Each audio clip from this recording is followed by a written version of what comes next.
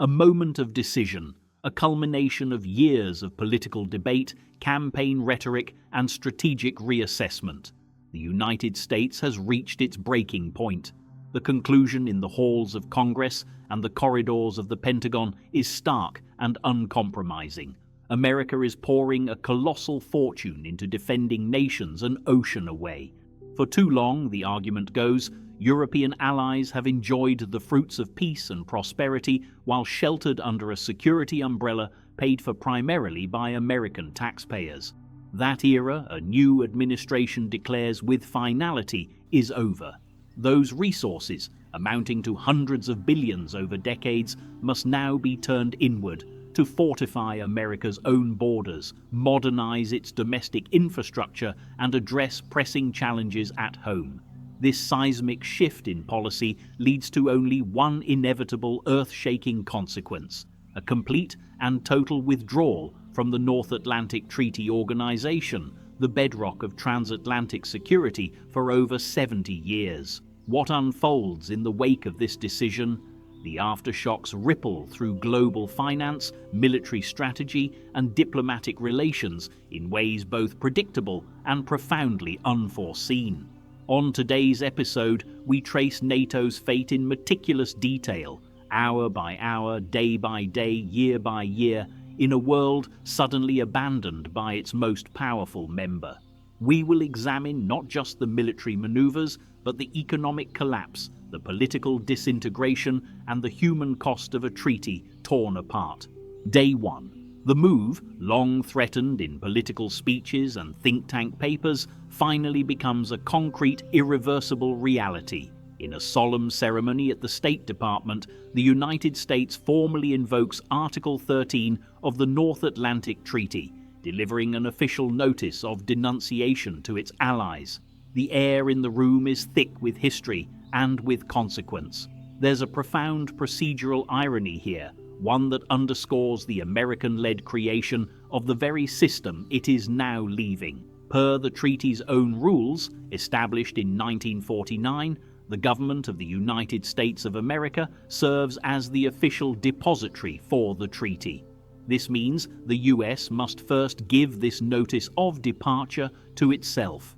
A senior diplomat hands the document to another official across a desk, a bureaucratic formality that feels both absurd and deeply symbolic. Only then is the same notice disseminated to the capitals of the other 31 member nations. The news is monumental, dominating global headlines and sending financial markets into a spiral of volatility. The S&P 500 plunges, the euro stumbles against the dollar. Yet embedded within Article 13 is a one-year waiting period, a built-in cooling-off clause, a last chance for reconciliation. For the leaders of Europe, this clause becomes a lifeline, however thin. For 12 agonizing months, they cling to the desperate hope that the American president might reconsider, that Congress might reverse course, that a change in the political winds might avert the unthinkable. A frantic, year-long diplomatic ballet ensues. European ambassadors make constant pilgrimages to the White House and Capitol Hill. They argue, they plead, they present exhaustive briefing books. Their case is multifaceted. They remind Washington of NATO's immense value, not just for European security, but for America's own global power and influence. They detail the network of intelligence sharing that has thwarted terror plots. They list the forward bases that give the US military unparalleled global reach. They speak of the shared democratic values that form the alliance's moral core. Their most potent rhetorical card, however, is history. In secure video conferences and in op-eds in major American newspapers, they pose a haunting question. Wasn't it the United States itself that, in the wake of the horrific attacks on September 11, 2001, invoked Article 5, the Collective Defense Clause, for the very first and only time in the alliance's history? On that day, NATO allies did not hesitate. They unanimously declared the attack on America to be an attack on them all. AWACS surveillance planes patrolled American skies. Allied troops fought and died in the mountains of Afghanistan under that pledge. Surely, A seasoned German diplomat is quoted as saying in a leaked memo, "That historic act of solidarity, that blood debt, must still mean something in Washington." For 12 months, the answer is a wall of polite, firm resolve. The hope proves futile. The one-year clock runs out. The United States does not change its mind. With the legal waiting period over, the abstract policy becomes tangible, brutal action. Active physical preparations for withdrawal begin. And the first, most visible symbols of that withdrawal are the dozens of US military bases, small slices of America scattered across the European continent. Alarm bells, both literal and metaphorical, sound in command centers from the chilly North Sea to the sun-baked shores of the Mediterranean. These installations, hosted by America's now former NATO allies, are about to go from hubs of activity to ghost towns. We are talking about a massive footprint, over 40 major bases and countless smaller facilities.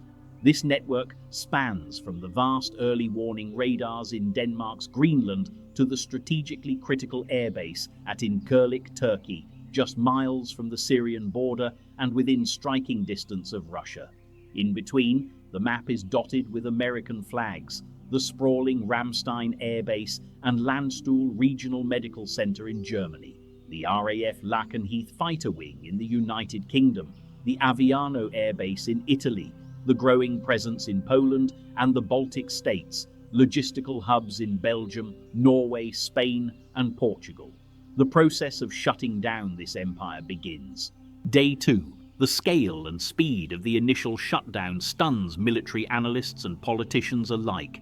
It begins not with a whimper, but with a stark strategic retreat from the alliance's most vulnerable edge, the eastern flank.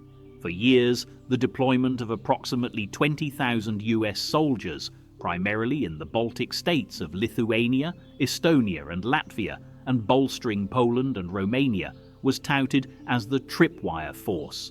Their mission was not to single-handedly defeat a Russian invasion, it was to be the first to die, guaranteeing an immediate and overwhelming American-led NATO response. It was a strategy of deterrence through commitment. Now that commitment is revoked. The soldiers in these forward operating locations receive their new heartbreaking orders. They are leaving, not all at once. A full withdrawal of a heavy, modern army is a masterpiece of logistical planning. It takes weeks to properly pack, maintain and transport thousands of vehicles, artillery pieces and containers of sensitive equipment. But the direction of travel is unmistakable. The convoys of Stryker armored vehicles and Abrams tanks begin to roll west, away from the borders with Belarus and Russia's Kaliningrad enclave. The giant C-17 Globemaster and C-5 Galaxy transport aircraft cycle endlessly out of airfields like Lielvade in Latvia and Łask in Poland, their bellies full of gear and personnel. The front line, psychologically and physically, is being vacated. Satellite imagery shows the once bustling compounds growing quiet, their perimeter lights switching off section by section. Across the rest of Europe, the same story unfolds, a slow-motion unraveling of 7 decades of military integration. Germany, the heart of the US-European Command, begins the complex process of saying goodbye to the majority of its roughly 39,000 stationed American personnel. Families who have lived in base housing for years pack up their lives. Schools on base close their doors. In the United Kingdom, a key intelligence and nuclear partner, hundreds of the 10,000 US troops based their board transport ships at Southampton and planes at RAF Mildenhall.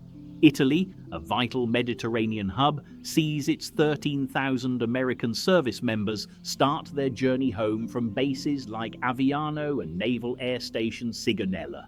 The process will take several months to complete, but the outcome is certain and visible to all. When the last transport plane departs, Europe will have lost a staggering combined force of between 75,000 and 105,000 US Army, Navy, Air Force, and Marine Corps personnel. This isn't just a reduction, it's the removal of an entire army group, complete with its command structure, its intelligence apparatus, and its combat support elements. Yet amidst this retreat, Europe's defense ministries find one piece of cold, concrete comfort. The American soldiers may be leaving, but they cannot take the ground beneath their feet or the buildings they erected. They abandon billions of dollars worth of military-grade infrastructure. The US taxpayer has invested heavily in its European footholds. For example, in 2022 alone, Congress authorized $3.8 billion for the European Deterrence Initiative, followed by $4.2 billion the next year. This money wasn't for salaries. It built state-of-the-art hangars capable of sheltering stealth fighters, vast ammunition storage igloos hardened against attack, advanced combined arms training complexes with live-fire ranges, and sprawling headquarters equipped with the latest secure communications technology. Over the coming months, US Army engineers and logistics specialists work around the clock to empty the storage bunkers of their missiles, tank shells, and spare parts. But the physical structures, the runways, the barracks, the motor pools, remain on land owned by the German, British, Italian, and other host governments. Completely demolishing this infrastructure would be a logistical nightmare, an environmental disaster, and a public relations catastrophe. So Europe inherits a windfall of military real estate, a skeleton of an army that now needs flesh, blood, and a unified command to animate it. On the balance sheet, America sees an immediate, if relatively minor, fiscal saving. Previously, through complex cost-sharing agreements, the US covered about 66% of the estimated $2.5 billion annual operating and supply cost for these overseas bases, with allies paying the remaining 34%. Now those allies must shoulder 100% of the utility bills, maintenance costs, and security for facilities they now fully own, while the US theoretically pockets about $1.65 billion per year. For a nation with an annual defense budget soaring over $840 billion, it's a rounding error, a tiny fraction of 1% of total spending. The real savings were supposed to come from not having to replace the equipment and from longer-term strategic disengagement. But as the coming months will show, the accounting is about to get much more complicated. Day 10. With the withdrawal visibly and noisily underway, a palpable, suffocating panic sets in among Europe's political leadership.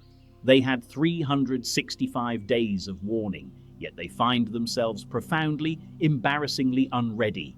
A criticism often leveled at the slow, consensus-driven, and frequently gridlocked machinery of the European Union. With significant overlap between EU and NATO membership, 22 countries belong to both. There had been endless emergency summits, working groups, and blue ribbon panels discussing the what if.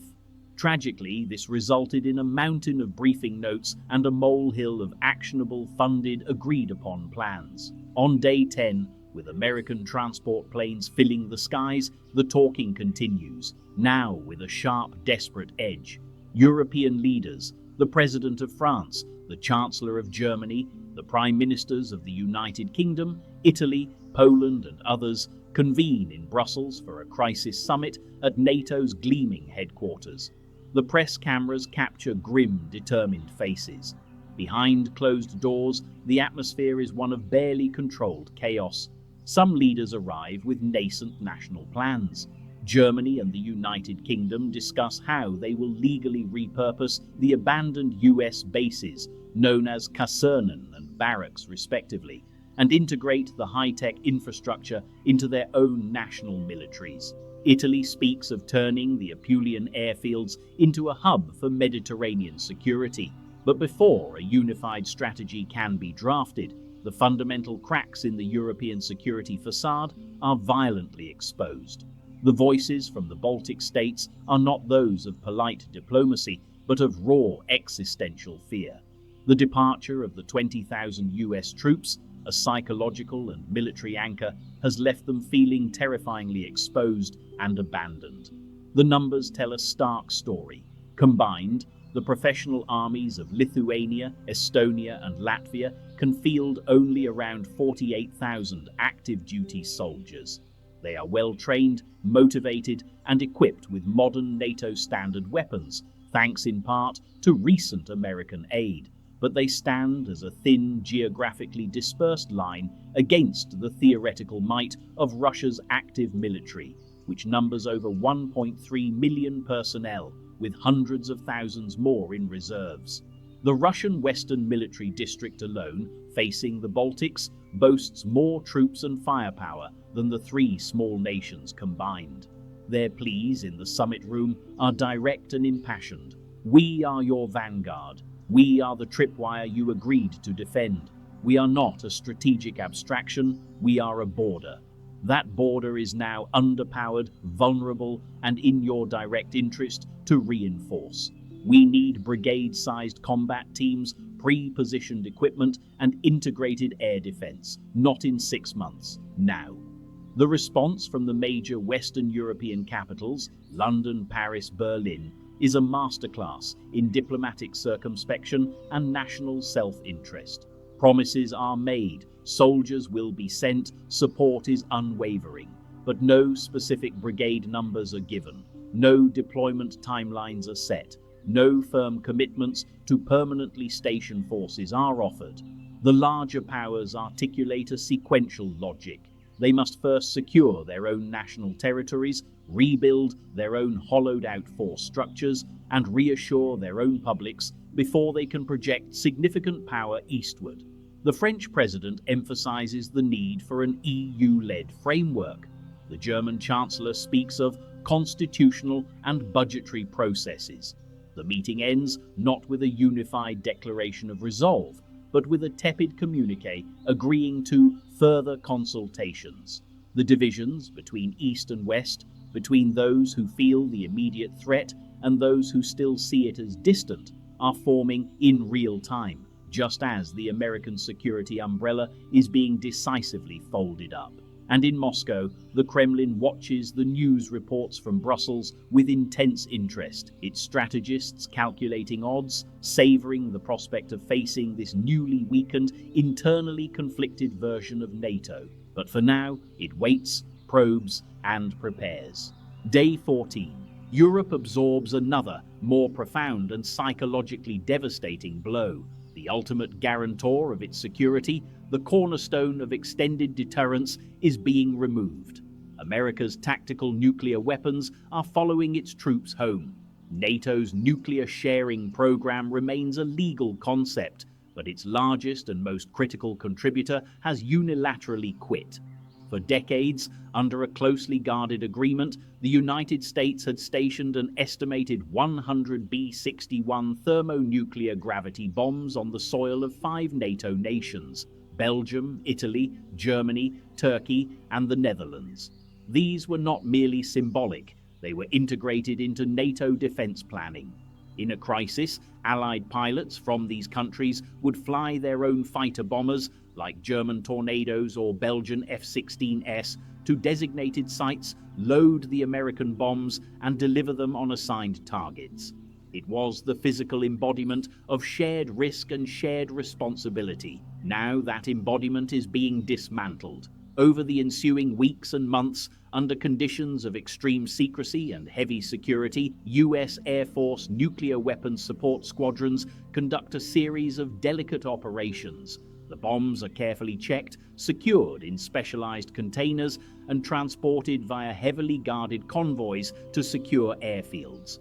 From there, they are flown back to storage facilities in the United States. The tangible symbol of the US nuclear guarantee, the nuclear blanket that has covered Western Europe since the darkest days of the Cold War, is being rolled up and shipped home. This does not leave Europe completely defenseless in the nuclear arena. 2 European powers retain independent strategic arsenals. The United Kingdom possesses approximately 225 warheads, deliverable by its Vanguard class and later Dreadnought class ballistic missile submarines. France maintains its independent force de frappe, with around 290 warheads deliverable by submarine-launched missiles and air-launched cruise missiles. Germany, now feeling acutely vulnerable without the US bombs at Buchel Air Base, is immediately and keenly interested in hosting some of these Allied weapons. Its argument is geopolitical logic. As the largest economy in continental Europe and the nation physically bordering the potential threat, it is the natural forward base for a European nuclear deterrent. Frantic, high-stakes negotiations begin between Berlin, Paris, and London. But no amount of negotiation can mask the catastrophic shift in the strategic balance. Even ignoring the 100-odd American bombs now crossing the Atlantic, the simple, terrifying math is this: NATO without the United States is hopelessly outgunned in the nuclear arena. Russia's declared stockpile sits at just under 5,600 strategic and tactical warheads. America's arsenal of roughly 5,200 warheads, when combined with British and French holdings, had previously given the full NATO alliance a slight numerical and overwhelming qualitative edge. Now, the rump NATO possesses only about 515 warheads, barely a tenth of Russia's colossal nuclear firepower. This is enough for a devastating retaliatory strike, but it critically undermines the concept of flexible, credible deterrence across the full spectrum of conflict. Russia could now contemplate limited nuclear escalation in a European conflict with a perception of impunity that was unthinkable before. A new and profound vulnerability is also Baoulu for the United Kingdom. Its Trident nuclear missile system, while sovereign and under sole British command, is deeply reliant on American technology, infrastructure, and goodwill. The missiles themselves are built and maintained in a joint facility with the US in Georgia. Critical testing and evaluation depend on US ranges and cooperation. The special nuclear materials may have American origins. Overnight, Britain must enter into complex, expensive, and diplomatically awkward new contracts with the US Department of Defense and Department of Energy just to keep its own independent deterrent operational and credible. These initial logistical and financial nightmares are just the beginning of a cascading series of problems. For now, in a series of secure video conferences, the leaders of France and the UK are in frantic discussions with Germany about potential basing rights and command and control protocols. Even more quietly, at the technical and ministerial level, French and British officials begin exploratory talks about a potential joint program to design, build, and fund a new generation of submarine-launched missiles or a modernized air-launched weapon, a European mini Trident. They say nothing publicly. The last thing they want is to provoke a Russia that is already gloating on state television and issuing not-so-veiled nuclear threats toward the impotent remains of NATO. But the cold, hard reality in their situation rooms is clear. To deter a nuclear-armed adversary, European NATO must build a stronger, more cohesive, and more numerous nuclear threat from the ground up, and they must do it fast. Month 1. By the end of the first month, European NATO is not just weakened, it is visibly floundering. The loss of US troop presence is a massive military and psychological body blow. Individual nations scramble, often in an uncoordinated frenzy, to fill the hollowed-out bases with their own personnel, a process hampered by recruitment shortfalls and budgetary constraints. The nuclear weapons are gone, leaving a yawning gap in strategic planning. Political leaders, as shown at the Day 10 summit, are already squabbling publicly over burden sharing and threat assessment. They need coherent solutions, and they need them yesterday. 1 month in, a deeper, more systemic, and potentially fatal weakness is exposed: the complete collapse of integrated logistics. In 2016, to streamline military cooperation, the US and the EU signed the Acquisition and Cross-Servicing Agreement, ACSA. This dry-sounding deal allowed for the reciprocal provision of reimbursable logistic support, supplies and services between the US military and EU member states during joint exercises, deployments, and operations. In plain language, it was the grease in the gears. It let a French battalion moving to reinforce Poland seamlessly use US Air Force C-17 transport planes, draw fuel from American-operated pipelines and depots, and get spare parts from US Army warehouses. It turned the disparate national militaries of Europe into parts of a single American-led logistical organism. That organism is now brain-dead. The ACSA exists on paper, but it is a lame duck agreement. The US is gone, and it has taken its unparalleled global logistics backbone with it, its fleet of strategic airlift, its network of pre-positioned stockpiles, its omnipresent fleet of tanker aircraft, its satellite-based supply tracking systems. The consequences are immediate and far-reaching. On a tactical level, it means no American reinforcements will ever arrive in a European war, but the more insidious effect is the loss of the enabling ecosystem. Europe has lost its premier high-intensity training partner. It has lost its primary, most technologically advanced supplier of cutting-edge equipment, from jet engines to encrypted radios. And perhaps most critically, it has lost its access to the vast deep ocean of US signals intelligence, SIGINT, geospatial intelligence, GEOINT, and human intelligence, HUMINT.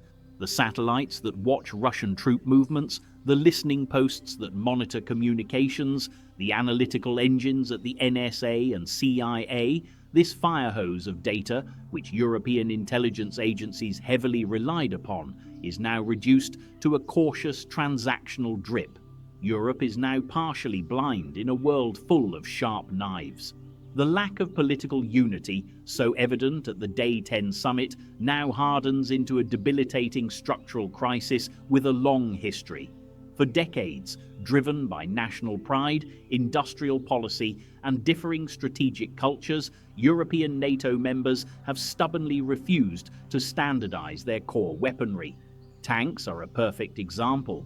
Germany fields the Leopard 2, Britain the Challenger 2, France the Leclerc, and Italy the Ariete. They fire different ammunition, use different fuel filters, and require completely different recovery vehicles and repair parts. Fighter aircraft are a similar story.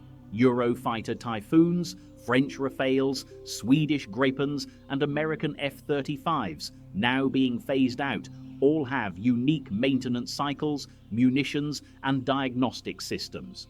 While there are celebrated but isolated examples of cooperation, like the Anglo-French Storm Shadow/Scalp EG cruise missile, they are the exception that proves the rule. This Tower of Babel problem, a persistent nuisance during peacetime exercises, now throws any concept of seamless multinational logistics into utter chaos. How do you supply a rapid reaction corps made of Polish, German, and French divisions when every army speaks a different logistical language? How do you coordinate artillery support when the fire control computers can't talk to each other? Fixing this is a Herculean task that would take a decade and trillions of euros, made utterly impossible in the short term when the member states cannot even reach a consensus on the scale and immediacy of the threat they face. The new NATO must find unity, and quickly. But across the Atlantic, as the second month dawns, America is also discovering that its grand strategic gamble is not without severe unintended consequences. Month 2. The initial mood in the United States, within the political faction that championed the withdrawal, was one of unvarnished triumph. Editorials hailed the end of a bygone era and the reclamation of American sovereignty. Talking points on cable news celebrated the returning troops and the theoretical savings. But by the dawn of the second month, as the reality of a decoupled world sets in, the first serious and unexpected problems begin to surface, problems that cannot be solved by military might alone. For over 7 decades, the United States was not just a member of NATO, it was the alliance's central organizing principle, its strategic brain, and its financial muscle. Through the NATO framework, America served as the primary deterrent against the Soviet Union throughout the Cold War. It led and coordinated interventions in the Balkans in the 1990s to halt genocide. More recently, it spearheaded the vast, complex operation to provide military aid to Ukraine, acting as the logistics quarterback, the intelligence hub, and the diplomatic ringmaster. But NATO was always more than a military pact. It was the indispensable cornerstone of America's entire post-war geopolitical influence, a dense network of privileged alliances that allowed Washington to project power, champion a US-friendly rules-based international order, bolster global free trade, and force open markets for American goods and services. It made the US dollar the world's reserve currency and American technology the global standard. Now America is learning the steep, multifaceted cost of unilaterally abandoning that deeply interconnected system. Its global power projection suffers an immediate and tangible blow. Without its forward-deployed brigades, air wings, and naval facilities in Europe, it is no longer a constant, immediate military threat on Russia's doorstep. Reinforcing a Pacific crisis now means stripping assets from the homeland, not from Germany or Italy. More damagingly, and perhaps more permanently, it has catastrophically shattered the bedrock of trust with its closest, oldest allies. Every European nation, from Portugal to Poland, had built its post-war security strategy on a single unshakable assumption that the United States would honor Article 5. That trust, painstakingly built over generations, is now irrevocably broken. The US is not just an unreliable ally. In European eyes, it has become a strategic liability. This perception begins to inflict a deep and growing diplomatic and economic sting. Of course, in terms of pure physical security, America is not vulnerable. It enjoys the incredible geographic fortune of being protected by the vast moats of the Atlantic and Pacific Oceans. It has achieved energy independence, producing over 18 million barrels of oil per day, more than it consumes.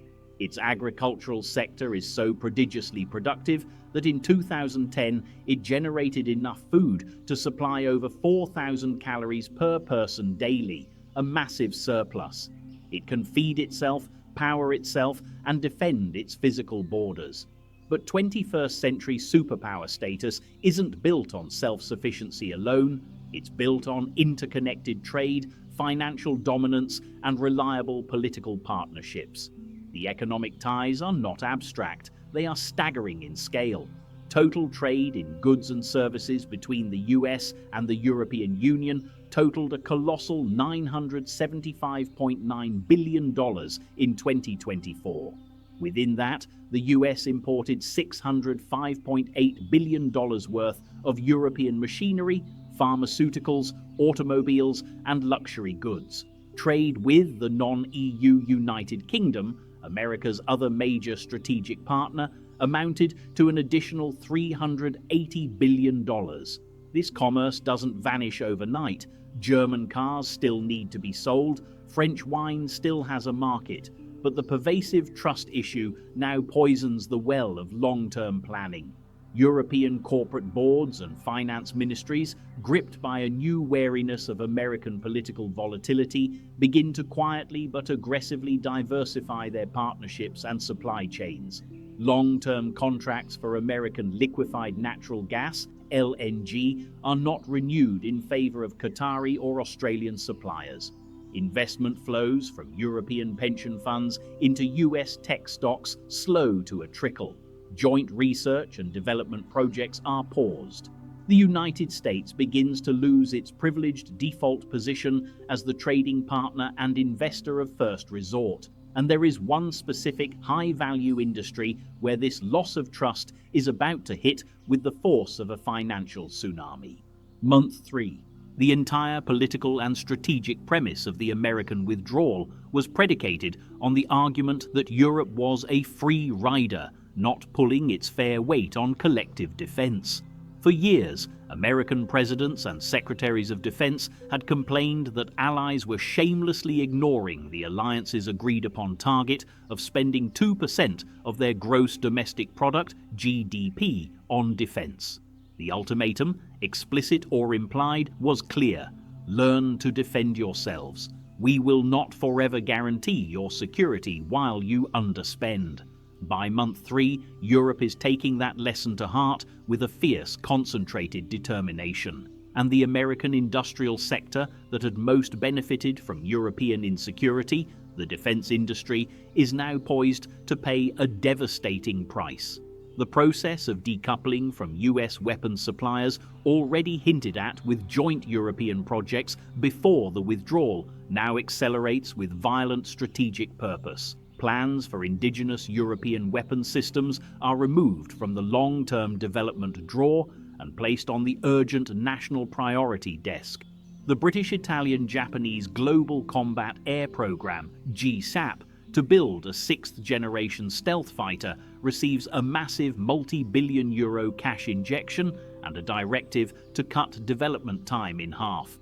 Simultaneously, orders for American F-35 Lightning II jets from countries like Germany, Belgium and Finland are frozen, then formally cancelled. The rationale is both practical and symbolic. Why buy a plane whose software updates, maintenance cycles, and mission data files are controlled by a country that just abandoned you? Across the continent, major defense contracts for land systems that would have been almost automatically awarded to American giants like General Dynamics for tanks or Raytheon for missiles are instead directed to European champions. Germany's Rheinmetall sees orders for new Lynx infantry fighting vehicles and Panther main battle tanks skyrocket. Britain's BAE Systems ramps up production lines for artillery systems and armoured vehicles. A concerted EU-funded push begins to create a wholly European supply chain for everything from artillery shells to microchips. The effect on the US defense industry isn't instantaneous. Existing contracts for ships or aircraft in production are still honoured, but the future pipeline, the lifeblood of the industry, dries up with shocking speed. The contrast is brutal. In 2024, the US arms industry enjoyed a historic record-breaking year with $318.7 billion in foreign military sales, a 29% increase from the previous year. A huge portion of that revenue came directly from NATO allies, who were both replenishing their own stocks after sending weapons to Ukraine and modernizing their forces. That golden era is conclusively over. The rump NATO members have undergone a brutal strategic awakening. They can no longer afford to depend on weapon systems that require American civilian technicians for maintenance, that are subject to US congressional approval for use, and that could be cut off by a future US administration. Building their own industrial base is now a non-negotiable matter of national survival. The net result for the United States is a devastating double blow. The immediate loss of tens of billions of dollars in annual weapons trade, compounded by the broader, slower-burning loss of general trade and investment confidence. It also triggers a domestic political and economic crisis. Though the US government spends around $850 billion per year on its own defense, companies like Lockheed Martin, Boeing, and Raytheon Technologies rely on foreign sales for a significant portion of their profits and to keep production lines economical. As European orders vanish, stock prices plummet. Plants in Texas, Arizona, Connecticut, and Florida that manufacture export components announce layoffs. Members of Congress from affected districts are inundated with angry calls from suddenly unemployed constituents. The political coalition that backed withdrawal fractures under the pressure of economic pain at home. America got what it asked for, a Europe learning to defend itself, but it failed to anticipate the powerful economic fist inside that strategic glove. Month 6. By the half-year mark, the war moves into a new shadowy domain. The cyber attacks begin in earnest, a relentless digital barrage targeting the political cohesion, critical infrastructure, and military networks of both the weakened NATO alliance and the increasingly isolated United States. This was a grim inevitability. the collective defense shield is not just cracked. In the cyber realm, it has been dismantled, leaving each member and the former hegemon to fend for themselves in a lawless digital frontier. Russia, China, Iran, and North Korea, already prolific and sophisticated state actors in the cyber domain, see a target-rich environment and ramp up their operations to an unprecedented scale.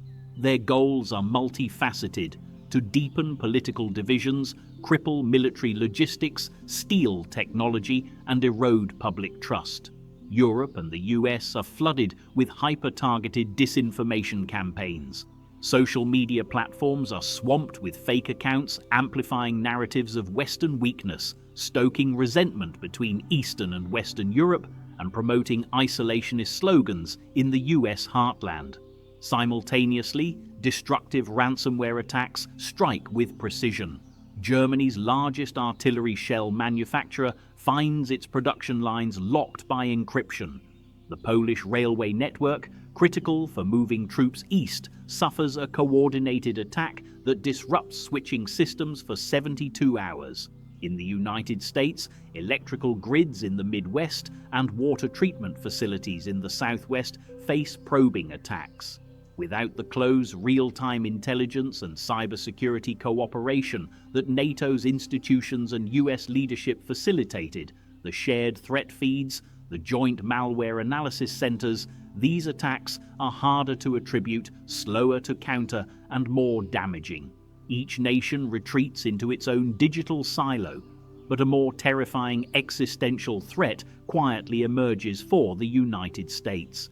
For years, US intelligence agencies have reported that Chinese state-sponsored hacking groups have maintained a persistent presence within the networks of critical American infrastructure. The fear among a small circle of planners in the Pentagon is no longer about stolen data, but about a potential bolt-from-the-blue cyberstrike in a future crisis. Such an attack could aim to disable or corrupt key components of America's land-based nuclear command and control systems, the communication links between the President, Strategic Command, and the Minuteman III silo fields. The goal wouldn't be to launch American missiles, but to cast doubt on the US's ability to launch them reliably, thereby neutralizing the land-based leg of the nuclear triad and undermining the credibility of the entire deterrent. Furthermore, America discovers its overall nuclear deterrent posture has been significantly weakened by its own political choice. Its F-35A fighters and B-2/B-21 stealth bombers are the most advanced in the world, but they are now geographically stranded in North America.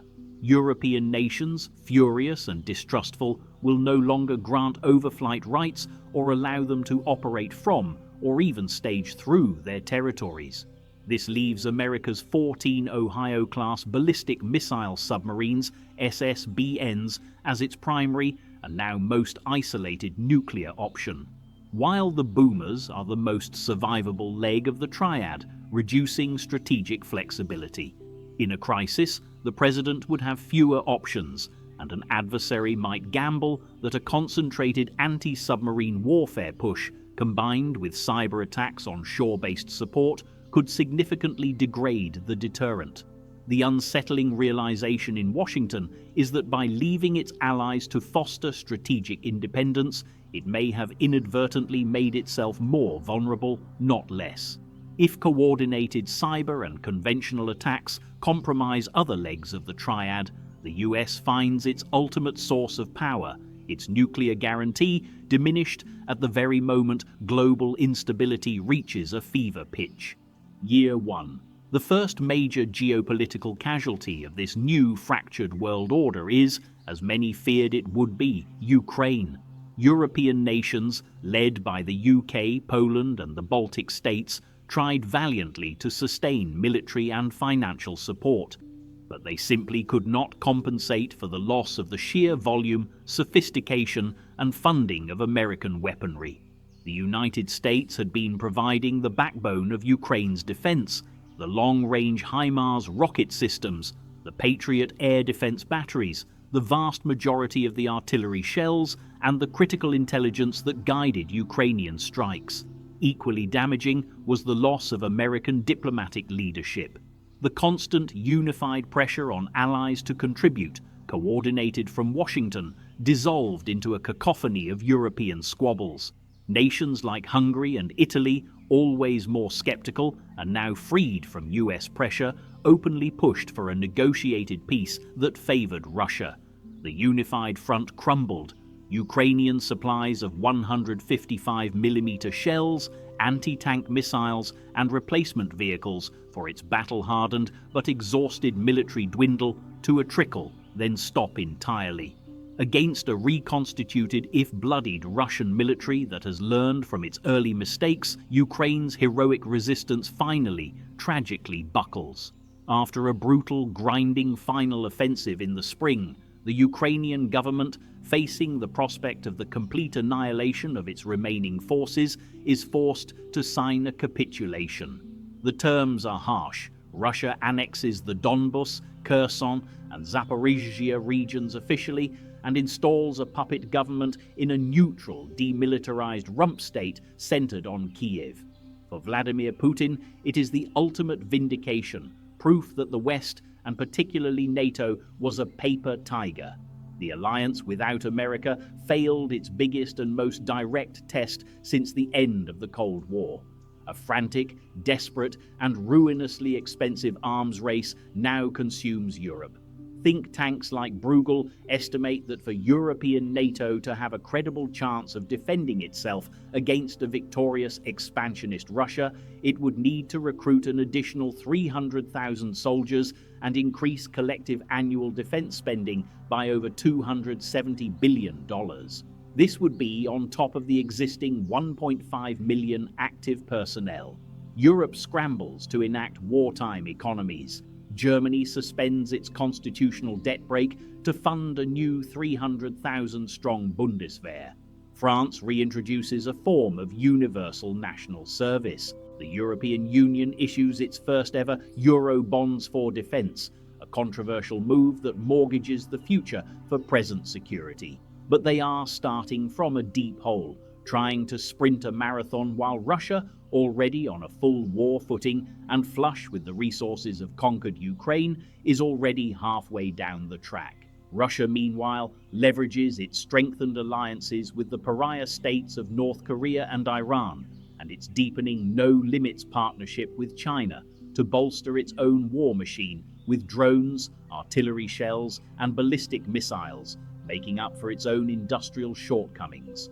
The two blocs, an authoritarian, centrally commanded and militarily focused Russia, and a democratic, fractious and scrambling Europe, now eye each other across a new, more tense and heavily fortified Iron Curtain running through Belarus and Ukraine. Both sides are openly preparing for a larger fight. Military exercises are constant. Borders are fortified with trenches and anti-tank ditches. The rhetoric is incendiary.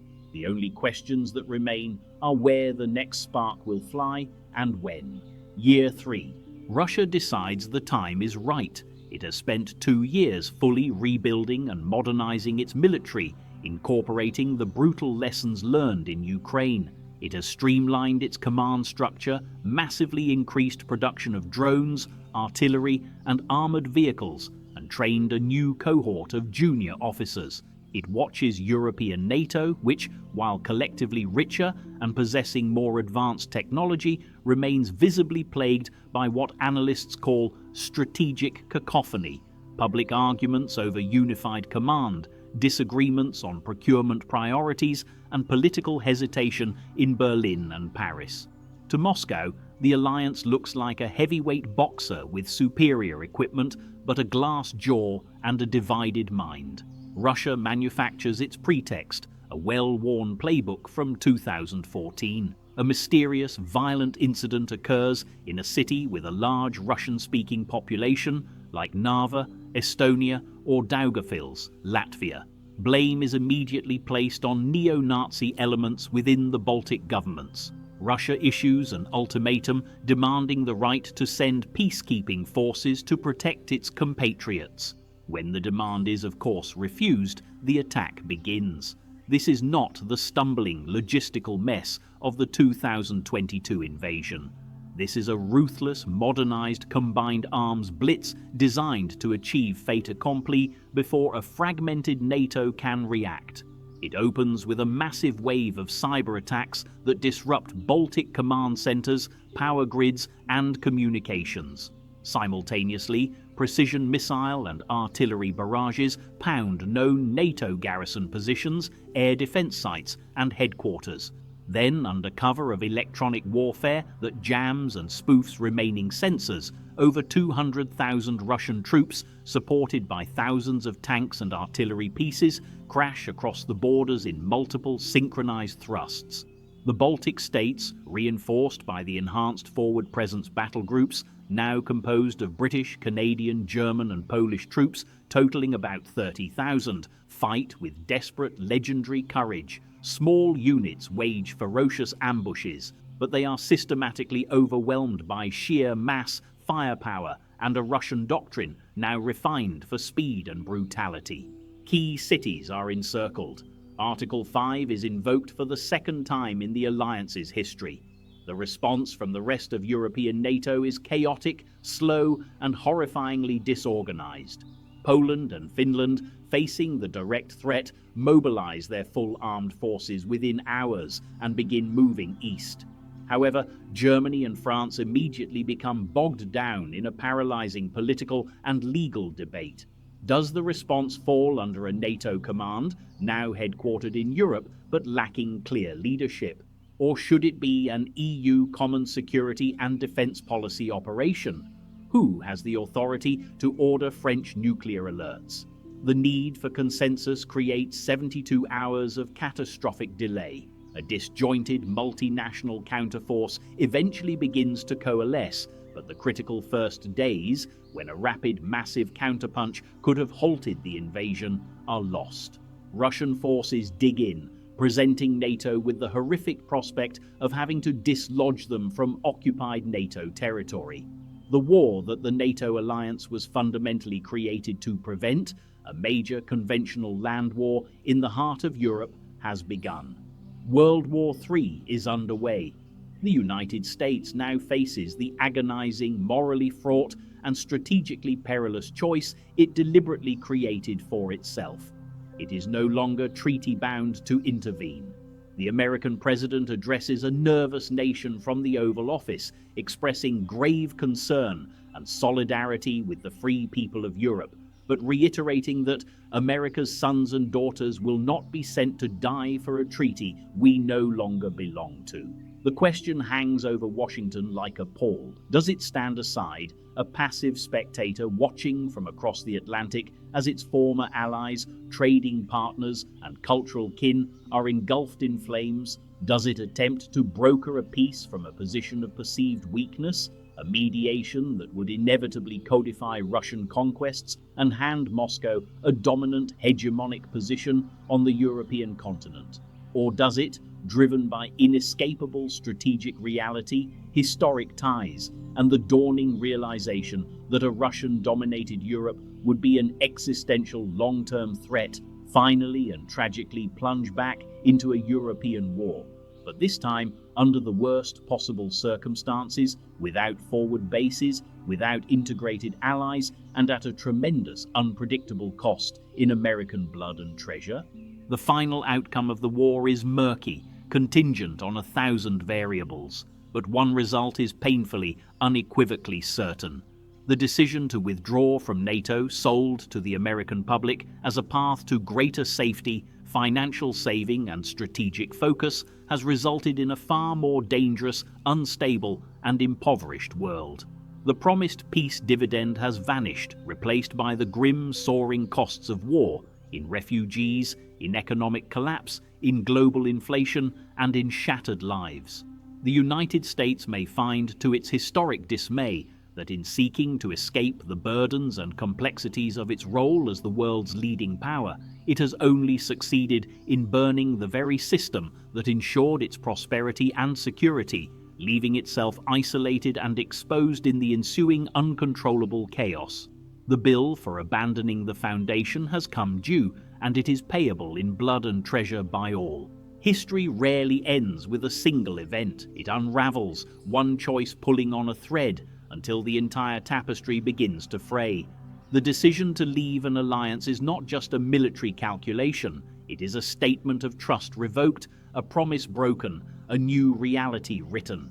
In our scenario, the United States sought strength through independence. It found instead a world where its enemies were emboldened, its friends grew distant, and the very peace it hoped to secure was shattered on distant shores. The oceans that once protected it became moats of isolation. The savings it counted were drowned in the costs of a new global disorder.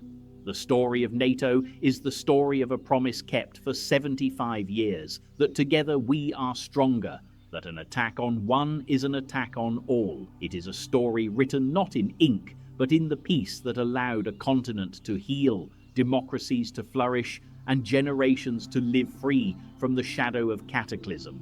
This was a thought experiment, a journey down a road not taken. But it serves as a stark reminder: the architecture of peace is fragile. Deterrence is not a theory. It is the daily, costly, and often thankless work of standing together. When that work stops, the walls don't just crumble, they are swept away by the first storm. What do you think? Was the price of staying in NATO too high, or is the cost of leaving it unimaginable? Let us know in the comments below. If you found this exploration of geopolitics compelling, be sure to like, subscribe, and hit the notification bell. If you like the video, make sure to check out how United Kingdom became what it is today. Also, don't forget to leave a comment on what you would like to see next. Until next time.